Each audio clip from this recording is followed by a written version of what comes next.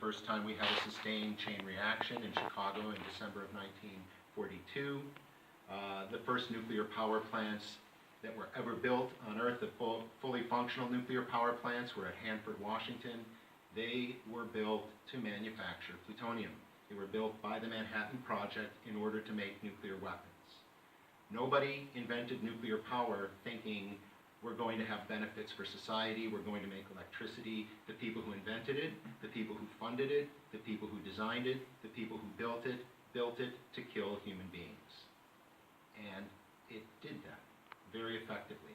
The very first the first real actual nuclear reactor, not a prototype or a model, was the B reactor at Hanford, Washington, and that produced the plutonium that killed up to 100,000 people in Nagasaki.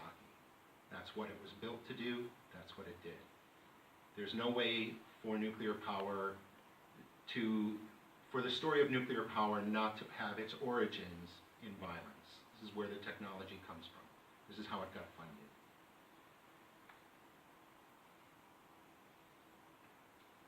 So this is the B reactor. This is the construction of the B reactor at Hanford. This is the first nuclear power plant on Earth. It was built in 1944. It began operating in 1943, 1944. It began operating in 1944. And by early 1945, it was producing industrial levels of plutonium for use in nuclear weapons. That plutonium was sent to Los Alamos, where it was integrated into the designs for the Nagasaki bomb. The Hiroshima bomb used uranium-235, highly enriched uranium. It didn't use plutonium. So, just as an aside, there were two different bombs made. The Hiroshima bomb and Nagasaki bombs were completely different bombs. The Hiroshima bomb was made with uranium-235, highly enriched uranium-235, using one design called the gun design. The Nagasaki bomb was used plutonium manufactured in this reactor, and it was a type of design called implosion, which I won't go into the different designs of the weapon, but after Hiroshima and Nagasaki, no country ever manufactured the uranium-235 bombs again. All countries manufactured plutonium implosion weapons, and that's because plutonium was cheap to manufacture. It was cheaper to build these weapons than to build weapons with uranium-235. Hanford, Washington, eventually 9 reactors were built there. They were stretched out along the Columbia River, or on this bend of the Columbia River. They manufactured plutonium. That's what those plants did. The 9th plant produced a small amount of electricity for public use in the late 1960s and 70s, but essentially these reactors produced sufficient plutonium to build over 40,000 nuclear weapons. The United States manufactured 60,000 nuclear weapons. Some of the plutonium came from a second facility in South Carolina, the Savannah River plant. So the first nuclear reactors, there were 3 built before the Soviet Union developed nuclear weapons. So 3 built before 1950, just manufacturing plutonium. These are not for electrical generation. These are plutonium production industrial manufacturing plants. Eventually, 10 years after nuclear power plants were built, we did start to use them to generate electricity for public usage. This was always a secondary use of nuclear power, generating electricity. The first nuclear plant to generate electricity for public usage was built by the Soviet Union. And then there was the one built not far from here, Calder Hall, and then finally the United States began to generate electricity using nuclear power in 1957. 13 years after it had begun operating nuclear power plants, it began to use them for electrical generation for civilians. In these plutonium reactors, these plutonium production reactors, every country that has nuclear weapons has plutonium production reactors. Those are usually the first ones that they build. In 1957, there were 2 disasters in plutonium production reactors. In September 29th, 1957, there was an explosion in a waste tank at the Mayak facility. This is where the Soviet Union produced its plutonium for its nuclear weapons. A vast cloud of radiation stretched through the Urals in the Soviet Union.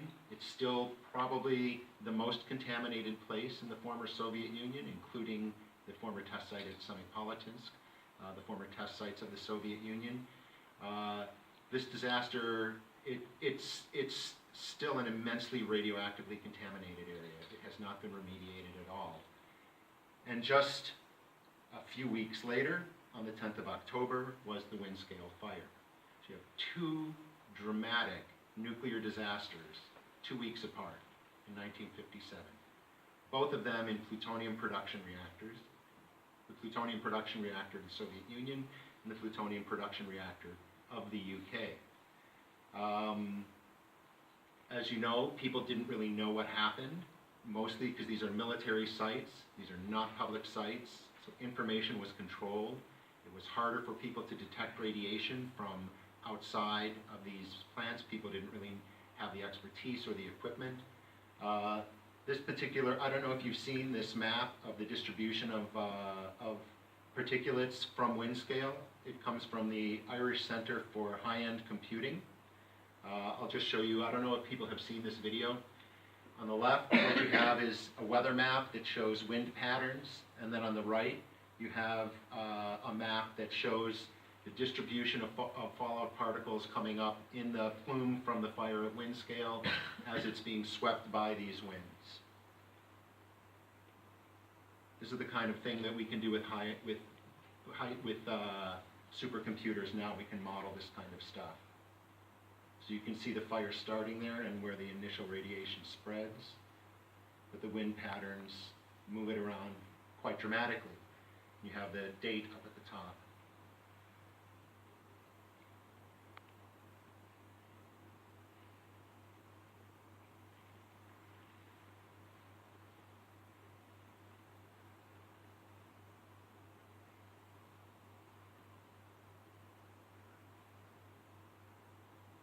Shocking. I've never seen that before. Once particles enter higher up into the atmosphere, the distribution is not the same as simply going downwind in one direction. The particulates are distributed over a diverse range of areas. Best to live in Norfolk. That's not said too often anymore, is it? I'm off down.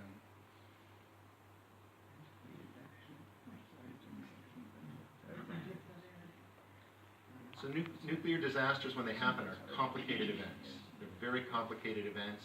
It's not so simple as a plume going up and simply falling the direction the wind is blowing when that first happens. Once these particles are up in the atmosphere, they travel with atmospheric dynamics, which is not just a wind blowing in one direction. Now there's these two disasters at these plutonium production reactors, huge disasters that spread radiation across broad areas. However, in the commercial nuclear sector, there were also lots of partial meltdowns. Starting in 1957, an experimental reactor in Los Angeles, Santa Susana, had a partial meltdown, spreading through a variety of different reactors in different countries. And finally, of course, with the two extremely large disasters that we all know, Chernobyl and Fukushima, which had full meltdowns. Chernobyl, of course, had an explosion that distributed a great amount of the core of the reactor into a cloud, into a plume. I was there last week at Chernobyl in the exclusion zone and interviewing people who had evacuated from there. We still, today, every year, have food that has to be taken off the market because of its radiological contamination from Chernobyl fallout. Fukushima, 8 years ago in a few days, was a triple meltdown, 3 full nuclear core meltdowns, and a large fire and explosion in a large spent fuel pool. One of the 4 reactors at Fukushima was not operating at the time of the disaster. It was being refueled, but it had an extremely large spent fuel pool. Most reactors have a spent fuel pool. When they refuel it, you take out the old fuel, put it into the spent fuel pool, and put in new fuel. And typically, fuel will spend anywhere from 3 to 5 or 10 years being cooled in spent fuel pools. At Fukushima, in the fourth, because there were six operating reactors there, in the fourth reactor, there was an extremely large spent fuel pool where the fuel that had been in the pool adjacent to the reactors were moved after 3 years when the reactor was being refueled again. So it was a very, very large spent fuel pool. It lost power, just like the entire complex did. The spent fuel boiled the water down and began a fire and eventually an explosion. So you have 3 full meltdowns plus a large fire and explosion in the spent fuel pool. So these are what goes wrong, right? Explosions or fires at plutonium production facility, partial meltdowns or full meltdowns of fuel. This is nuclear disasters, right? So what is competent nuclear operation? Well, it's operating nuclear power plants successfully for 40 years, generating electricity and avoiding meltdowns. If we do that we can think of as competence. We're competently managing nuclear power by operating the plants, generating the electricity, and not having a disaster. Disasters with nuclear weapons are explosions of nuclear weapons, nuclear war. Disasters of nuclear power are meltdowns. So nuclear technologies rely on competent management. No nuclear war means competent management of nuclear weapons. No meltdowns means competent management of nuclear power plants. That's the way we envision it, that we want to operate these plants. I'm not saying, I'm sure many people in this room are opposed to nuclear power, but as a society, we think that when we operate the plants and they don't have meltdowns, at least we competently operated the plants. When we manufacture, in the case of the UK, hundreds of nuclear weapons, in the case of the US or the former Soviet Union, tens of thousands of nuclear weapons, but we avoid having a war, then we use those weapons for deterrence, and we were competent. We knew what we were doing. Well, these are just things that we tell ourselves to feel like we know what we're doing. When it comes to nuclear weapons, there have been over 2,000 nuclear weapons detonated since 1945. These are the sites of nuclear weapon testing. Over 2,000 nuclear weapons have been tested around the world. Nuclear weapons have been tested on every continent except South America and Antarctica. This is a lot of what my own research is I mostly do field research in nuclear test site areas. I do oral history interviews with people about their experiences of radiological contamination, of evacuation, of the aftermath of nuclear testing. This is a lot of what my actual work is, my own research. So there have been over 2,000 nuclear weapon detonations. So we have not been successful at keeping nuclear weapons from detonating. There's been plenty of nuclear weapon detonations. Whole communities have been devastated by nuclear detonations. The Marshall Islands, in Kazakhstan, in Christmas Island, in French Polynesia. Whole communities have been relocated, been irradiated and relocated. People don't have their homes anymore. People don't have the ability to visit the graves of their ancestors. People have sickness. People have lost all of their wealth. They cannot give their children property. They cannot give their children accrued wealth.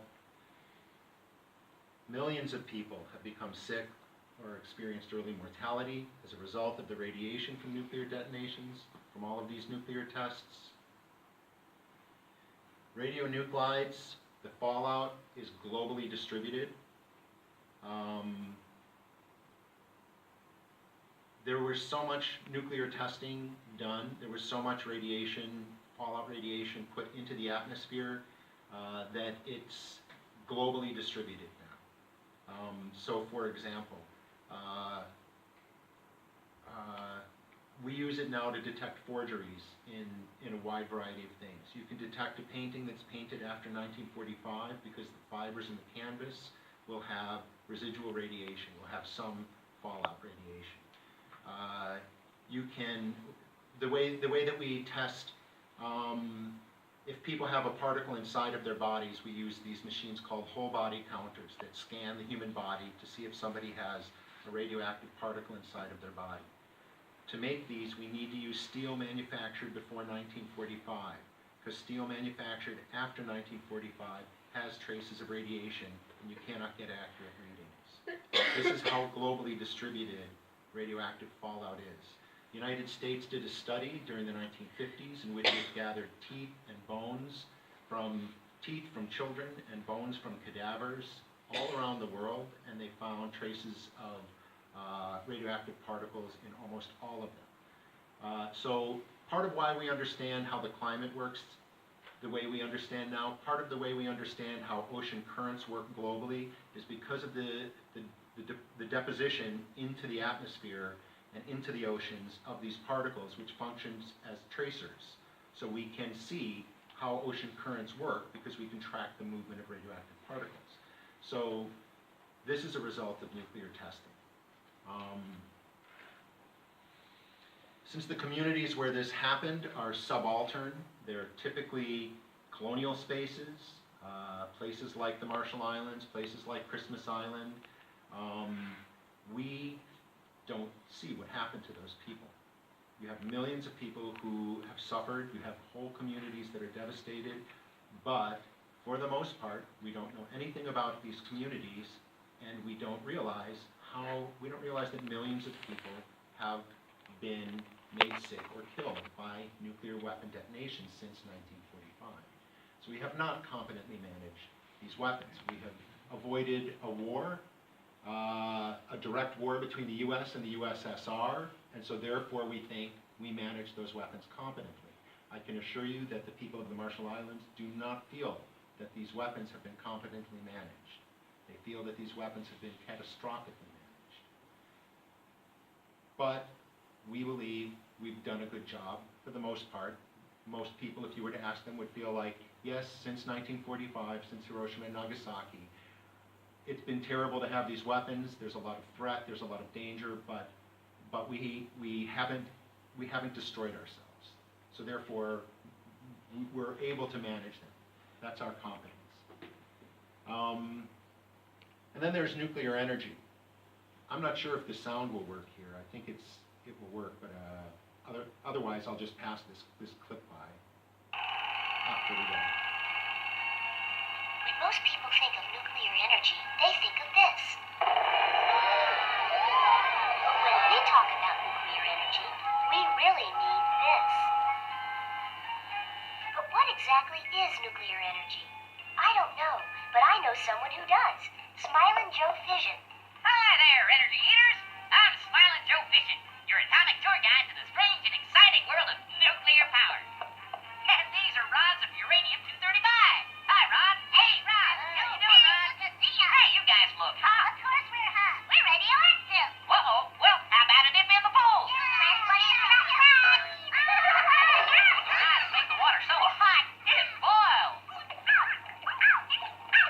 And the steam spins turbines that generate energy. Bert, sit down. Uh-oh. Whoops. Looks like there's a little leftover nuclear waste. No problem. I'll just put it where nobody will find it. Millionaire! So, now you know the whole true story of nuclear energy. Our no longer misunderstood friend. So, keep on smiling. I'll always be grateful to The Simpsons for making a generation of young people cynical about nuclear power.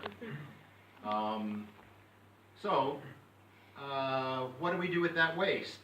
Well, we can always put it under the rug or underground, as the case may be, and believe that now it's fine. In nuclear power plants, there have been leaks of significant amounts of nuclear waste into the ecosystem. tritium very frequently, but also, especially at plutonium production reactors, all kinds of other radioactive particles have been released. In Hanford, again, which is similar to Sellafield, although it produced significantly more plutonium because of the size of the U.S. nuclear weapon program. Some of that waste is in 177 tanks. These are tanks that are buried in the ground. The way you separate plutonium is you place the spent fuel rods into acid baths, and you dissolve the materials, you separate out the plutonium. So you have lots of very toxic chemicals, as well as lots of radioactive material left over from that. This material, separate from the fuel rods, this material was put into these tanks for decades. All of these tanks are leaking. So there's been a significant leak of all of this material into the ground in Washington State. Nuclear waste has been accumulating for over 70 years. Hundreds of thousands of tons of spent nuclear fuel are in temporary storage. So all of the nuclear fuel from all of the plutonium production, from all of the nuclear power plants during the 75 years we've had this technology, is all in temporary storage. Through this whole period, we never did figure out what to do with it. It's all waiting for permanent disposal. Just to talk briefly about the Hanford tank farms. This is one of the tank farms being built. You have 177 underground tanks. Each has a mixture of radioactive and toxic chemical waste. 149 of these tanks are single-shelled. 28 double-shelled tanks were built because the single-shell tanks were leaking, so they built some double-shell tanks to transfer that waste into. These contain 59 million gallons of radioactive waste. 1 million gallons has already leaked and is in the ground moving towards the Columbia River. The Department of Energy in the United States has had some success at trying to halt the flow of this 1 million gallons of waste into the river, although there's plenty of waste in the river because of intentional releases and other releases at Hanford. All of this waste comes from operating nuclear power plants to make nuclear weapons. Probably most of the spent fuel waste in this country comes from the plutonium production. Maybe I'm not sure about the UK. I really haven't looked at spent nuclear fuel here, but probably it could be half-half. It could be some other mix. But in the United States, a huge portion of the spent nuclear fuel came from nuclear weapon production.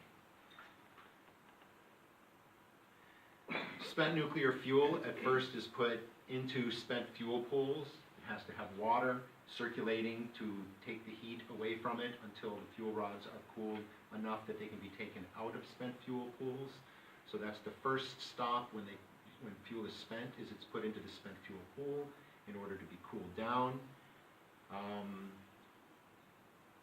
After it's in a spent fuel pool, once it's cooled down sufficiently, it can be taken out and it can be placed into dry cask storage.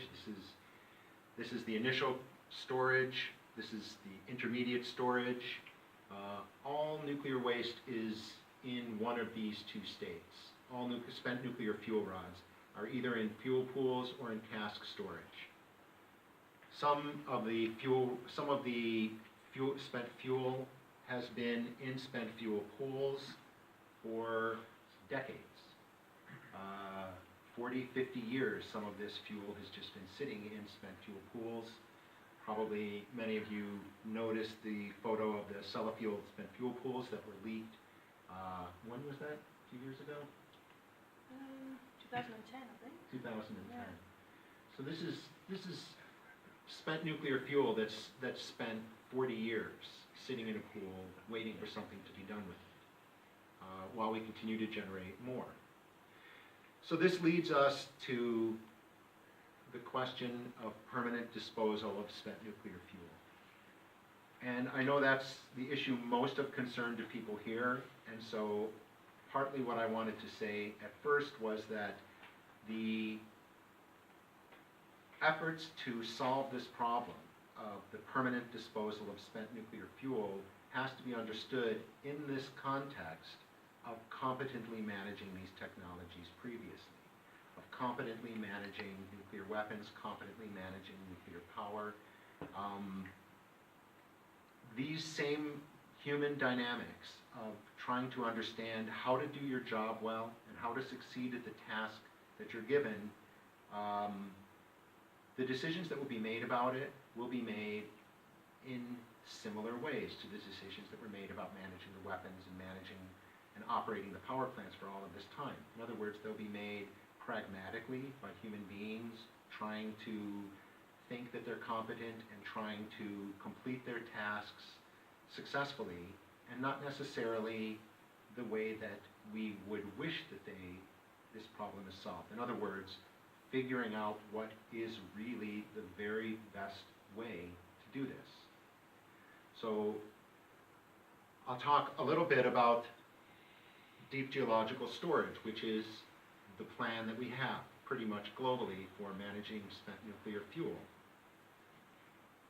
As many of you know, deep geological storage involves placing the spent fuel rods about half a kilometer underground, doing this in a way that will keep them from leaking into the ecosystem, leaking or being able to be breached by human beings or some kind of creature in the future. So this is the way that it's envisioned, is that deep underground will be a huge area in which we will place all of this spent fuel, and that will be the final disposal. The final permanent disposal of all of this waste is to place it deep underground, which may be a very, very elaborate way of saying sweeping it under a rug. A technologically competent way of saying sweeping it under the rug, putting it down below. This is the basic plan. This is known as the KBS-3 plan. It's designed by SKB, the Swedish regulatory and industry organization that is tasked with placing spent nuclear fuel waste in Sweden.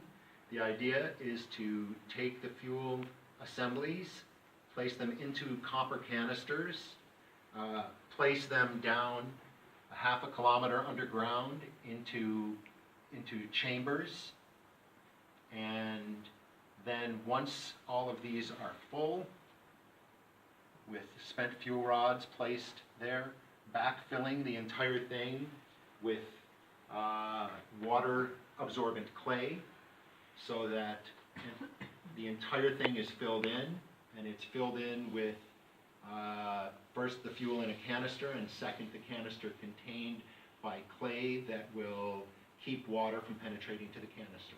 So this is the plan for deep geological storage of nuclear waste.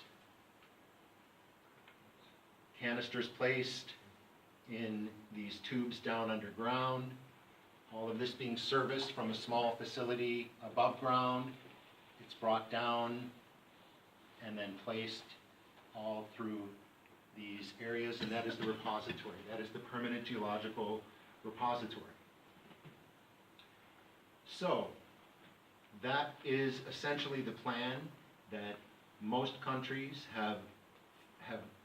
most countries faced with this problem have decided is the way to permanently dispose of spent nuclear fuels. So, if this is done, then we face another problem, and that is, how do we let people in the future know that there is dangerous material here? How do we warn thousands of generations of people not to dig here and not to dig this stuff up? So this is another part of competently managing this task.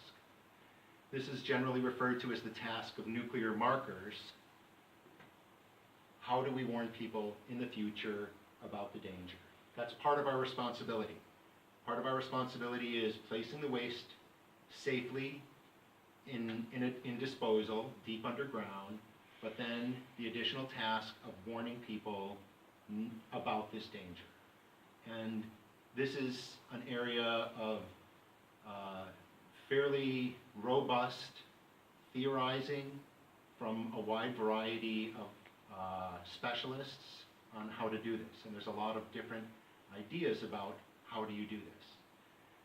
The first clearest idea is that you create some sort of instructive, permanently installed ways of communicating this. This is generally dismissed because one thing we can be sure of is that in 10 or 20,000 years from now, people will probably not be speaking English or French or Japanese. So placing markers there that have information to inform people in the future may work. It may work for a short period of time. It may work for a longer period of time. But since we're talking about tens of thousands of years, needless to say, if we all went back 10,000 years ago, we probably would not effectively be able to communicate with the people that we encountered there. So simply providing information is not necessarily seen as successful. Although at this point, almost all of the plans for permanent geological storage do include information being provided in a variety of languages, even though we believe that won't necessarily work. So the next step is the notion of creating some kind of terrifying way to say, this is a dangerous place. This is a place of evil. This is a place of misfortune. Don't come here. So huge structural things. This is an artist rendition of a possible way to create what looks like a forbidding landscape that people would stay away from. However, and by the way, the groups of people who work on this are philosophers, anthropologists, political scientists, artists, all kinds of different people with all kinds of different expertise working in groups to come up with different ways to mark this kind of waste. One of the reasons that some people think this won't work is that if you were to, over a big site like the ones that we saw with that vast underground network, if you were to create something that large, it could easily be the largest built environment for a huge area, so it would naturally draw attention. Instead of repelling people, it may draw people. What's more, as we all know, people figured out at some point that a skull and crossbones doesn't mean death, it means treasure. So the response to scary things may be, there's something cool here or something valuable here. So we can't predict what the emotional response of people in the future will be. So all of this, there's a lot of speculation around this, and it's actually a lot of fun to make fun of. So for example, one other idea was to come up with a theme park. Nicky Nuke, the character that would teach people in the future, hey, this is dangerous, stay away from here. It's fairly easy to think that people thought, well, Disneyland is really effective, and everybody knows about Mickey Mouse, so let's do something like that. And that will spread because people are culturally interested in some sort of character. Although my favorite one is the Ray Cat solution, which I have a little video to demonstrate. So I'll just let the video speak for itself. So Paolo and Francois' project was this. They would get these scientists to genetically modify these cats so that anytime these cats were exposed to radiation, they would change colors. And then the next step of the project was you would take these Ray cats and you would make them a part of human culture.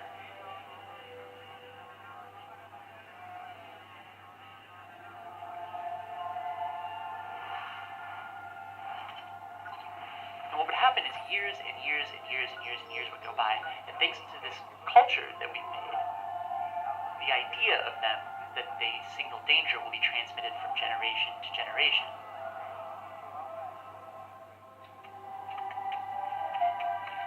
So the and they see a cat that shows up and it changes colors, they'll know that something harmful is buried there. Sounds easy. Because it's fairly easy to design a religion and have it travel intact for thousands and thousands and thousands of years. And it's also probably really easy to genetically engineer cats and have them not breed with other cats or somehow lose whatever genetic instructions we built into them, and this will just work. So partly what I want you to understand is that this is, again, competence, right? We've got the physical disposal down. We're going to bury it deep underground, and that's going to work.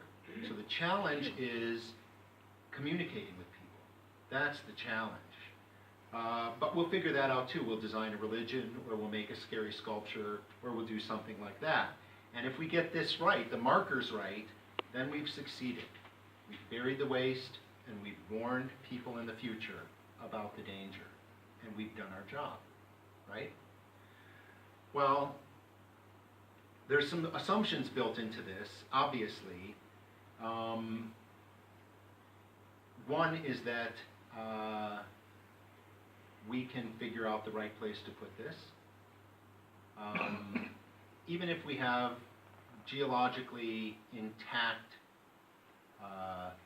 disposal sites, it's certainly easy to imagine a meteor hitting it and all of our efforts being for naught, regardless of whether there's earthquakes in these sites or not. But let's just look for a moment at the current deep geological storage sites. There's really two being built in the world at this point. The first one is in Finland, a site called Onkalo. The second one is in Sweden at a site called Forsmark. Forsmark, by the way, is where we first detected the radiation from Chernobyl. Forsmark is where their Swedish nuclear power plants, their radiation detectors detected the radiation, and that was the first sign we had outside of the Soviet Union that there was a disaster. Now there's two other things that Onkalo and Forsmark have in common, and that is that they are both existing nuclear power sites.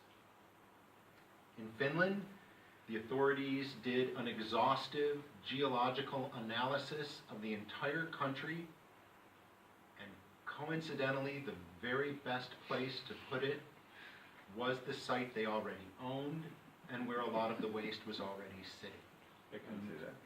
What's that? Back element. Yeah, there you go.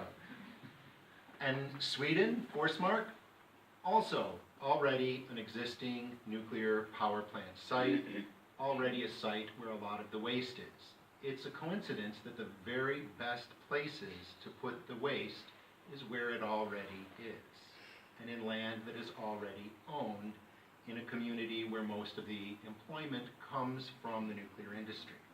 It's just good luck, right? SKB in Sweden, when they were trying to figure out which site to choose, this is the kind of material that was produced, which is essentially how much confidence do the people in these communities have in the company. This is part of the research. Part of the research is absolutely geological research, but part of it is how do we get municipal support. So some of the assumptions that are built into this process that you can see is that some of the siting of the waste is essentially a matter of municipal management. I think that people here understand that very much, that part of the task of competently achieving this is to get cities, municipalities to agree that to get on board with the program. Is that an essential part of taking care of thousands of generations in the future? No, that's an essential part of accomplishing a political goal in the present. So you may end up with the right site, you may not end up with the right site, but this is not a criteria that people 10,000 years from now will be happy that this was important to you. Another assumption here is that our current governmental structures are the units we need to work within. In other words, Finland needs to store the Finnish waste. Sweden needs to store the Swedish waste. These countries, maybe they will be existing in 300 years, 1,000 years, 2,000 years, we don't know, but these are the units of operation. So for example, in the country where I live, Japan, there are 52 nuclear power plants. There's a lot of spent nuclear fuel from the nuclear power plants in Japan. There is currently an effort underway to determine the best geological storage site for this waste. And I can assure you that in Japan there is not any place that qualifies as geologically sound. The entire country is full of earthquake fault zones. The entire country is full of volcanic regions. There is, in Finland, the Finnish at the Onkalo reactor. When I was there, they assured me that one of the PR people there assured me that he said basically you could throw a dart at a map of Finland and wherever it hit would be a good storage site, because once you get down a half a kilometer, the rock has been intact for 1 billion years, so it's not going to move. So really, that's obviously partly their logic in choosing Onkalo, the site that they already have. But the point is, there is no place like that in Japan. There is no place where the geology is going to be stable for 100,000 years. There are earthquakes there constantly. There's volcanic activity constantly. But how are we going to deal with all the spent fuel in Japan from 52 nuclear reactors? We're going to put it somewhere in Japan, because Japan is a country, and our decisions about how to affect people for tens of thousands of years are based on our current governmental organization. Which country is where? Which country is responsible for what waste? No nuclear spent fuel should be buried in Japan. It's catastrophic, wherever they choose. But what will happen is the commission that is in charge of determining the correct site will, I assure you, select a site. And it will be because it's the best site. And that will be them exercising competence, them being competent at their job. Another thing I would point out, just a little sideways, is that when we plan nuclear markers, one of the things we assume is that humans that encounter these sites will be irrational. When they see danger, they might think treasure. But we work with the assumption that the people who are planning this are rational. It's the people in the future that are irrational. It's the people in the present that are rational, that are making their decisions for all the right reasons. But those people in the future we can't trust, so we have to psychologically figure a way to sort of trick them to doing the right thing.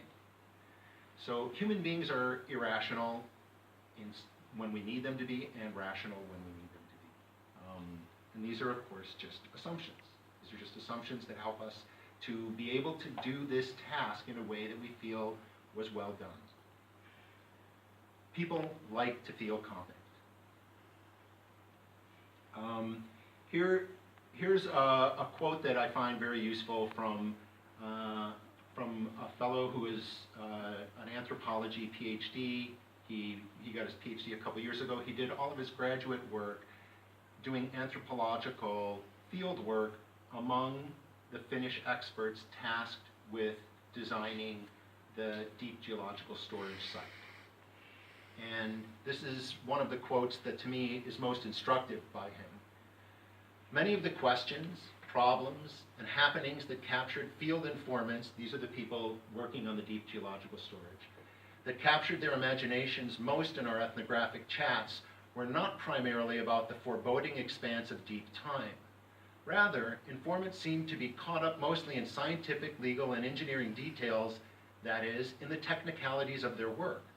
Therefore, they often appeared focused, like other professionals in other highly specialized sectors, on markedly short-term futures as they grappled with challenges, frustrations, and imperatives. And so this is partly what happens, is that the people who have to figure this out and the people that have to make these decisions, they will make these decisions, and they will be based on getting reports done, doing analysis, doing all kinds of mundane human work, and that is how human beings feel like they're competent. I went to work, I've got this project, I got the project done on time, I did my analysis, and that substitutes for a thorough sense that actually the choices being made were being made for all of the right reasons. People like to feel competent, people like to feel like they are good at their jobs, people like to feel like they achieve the tasks they set out to do. So they will do that. That doesn't mean the tasks are well thought out. That doesn't mean the solutions are the most optimum solutions. That doesn't mean that all the right choices are being made. It simply means that people did their jobs well. That's how we got nuclear testing that destroyed so many communities, because we thought, well, we need to test these weapons to make sure they work well, so that our enemies fear us and will not go to war with us, and we can deter nuclear war. Nobody thought, let's just go destroy several of the Marshall Islands. Nobody thought that. They just thought, this is the price of peace, this is how we get there. So they were doing their jobs. They were doing their jobs well. The people who made all of those shortcuts at Hanford, Washington, in removing the plutonium from the fuel rods were doing what they were tasked to do. This is how humans behave, and they can substitute the achievement of these small tasks for believing that the big task was also done well. So look at, here again we have, this is from SKB, from the Swedish company that designed this method that's going to be used by probably, at least in some form, by most of the nuclear power states that are burying waste. Primary safety function, total containment. Secondary safety function, retardation, keeping people out, keeping water out. And what do we see here? This